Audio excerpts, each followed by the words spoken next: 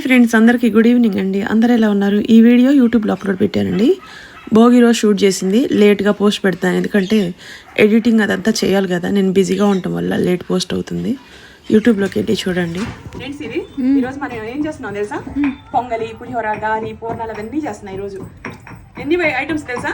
పొంగలి, పులిహోర, గారి, పూర్ణం, పప్పు, అన్నం, వెజిటేబుల్ వంకాయ అవన్నీ వేసేసి ఫ్రై, నెయ్యి ఇవన్నీ వేసుకొని హ్యాపీగా తినేసి ఇంటికి వెళ్తాం.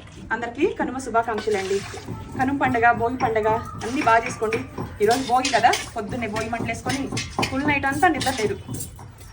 మాకు నెల రోజుల నుంచి నిద్ర లేదు బిజినెస్ గురించి తెలుసా. అమ్మ కొరకారం స్టార్ట్ చేసాము, దానికి ముందు అది స్టార్ట్ చేయడానికి కష్టపడ్డాము. ఇప్పుడు ఆర్డర్స్, కొరియర్స్ చాలా కష్టపడుతున్నాం. సపోర్ట్ చేస్తున్నారు, సంతోషం ఉంది. కష్టంలో ఒక ఇష్టం ఉంది, ఆ ఇష్టంలోనే హ్యాపీనెస్ ఉంది.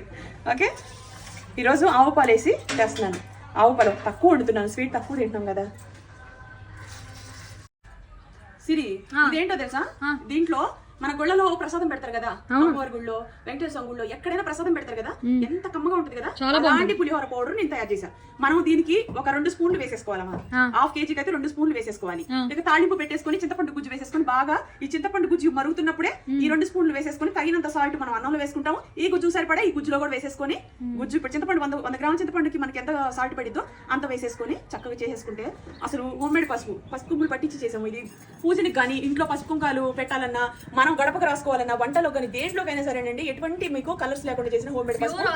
ఇవన్నీ నేను నా చేతితో తయారు చేసేవి. మేము ఎప్పుడు ఇలాగే శుభ్రంగా చేసుకుని తింటాం. అదే నేను మీ ముందు తీసుకొచ్చా. ఓకే,